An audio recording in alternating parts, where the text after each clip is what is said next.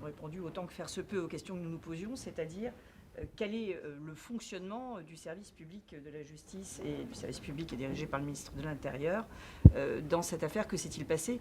Nous avons une politique pénale qui est mise en œuvre et il est essentiel, bien sûr, que les ministères s'assurent de la réalité de la mise en œuvre. Il ne s'agit pas simplement de diffuser une circulaire, mais de savoir comment elle est mise en œuvre. Alors, un certain nombre de réponses nous ont été apportées.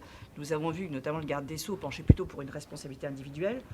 Pour ma part, je me garderais bien d'avoir une position quelconque, car l'enquête administrative est en cours et nous n'en avons pas vu les conclusions. Ce qui va être essentiel, je crois, et c'est sans doute la conclusion de cette audition, c'est que 70 000 autres dossiers vont être examinés.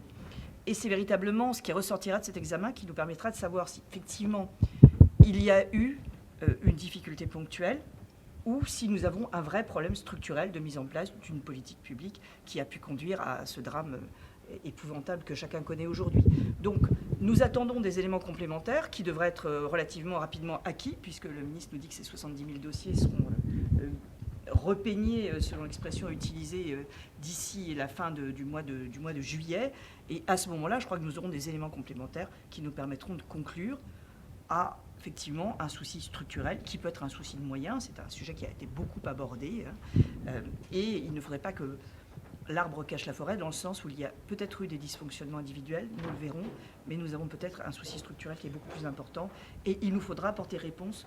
Je crois que personne ne peut se satisfaire, ni la population, ni le Parlement, ni même le gouvernement, de ce qu'on puisse dire qu'il n'y a pas véritablement de réponse ni de responsabilité sur ce drame épouvantable que nous venons de connaître. Vous avez entendu les ministres pendant plus de 2 heures. Est-ce que vous pensez à la fin que c'est plutôt une responsabilité individuelle ou un problème structurel ?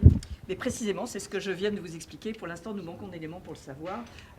La responsabilité individuelle, elle ne pourra être acquise, me semble-t-il, qu'à l'issue de l'enquête administrative qui est en cours. Et il paraît difficile de rendre des conclusions de l'enquête avant de l'avoir vue. Sur le problème structurel, un certain nombre d'éléments nous ont été assurés sur le fait que les politiques qui étaient décidées par circulaire pénale faisaient l'objet de vérification, de mise en œuvre. Mais nous saurons véritablement si ce système qui est mis en place est efficace lorsque nous aurons connaissance du résultat sur les 70 000 dossiers en cours. Et là, nous verrons si, effectivement, structurellement, la politique est efficace ou pas. Justement, est-ce que vous convoquerez à nouveau les ministres une fois que vous aurez les résultats de cette enquête administrative?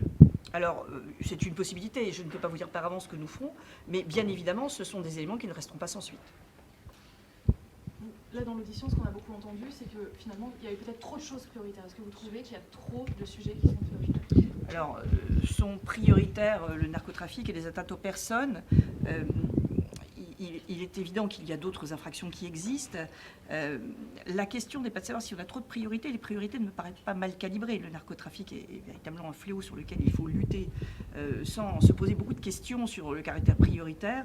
Les atteintes aux personnes aussi, notamment les atteintes aux mineurs, qui avaient été indiquées dans la circulaire comme devraient être traitées prioritairement. La question est de savoir si nous avons assez de monde dans les parquets et aussi dans les gendarmeries et dans les commissariats pour pouvoir traiter déjà ces priorités. Et puis l'autre question aussi, de savoir est-il normal que nous mettions de côté des infractions. Et ça nous ramène véritablement à la question des moyens.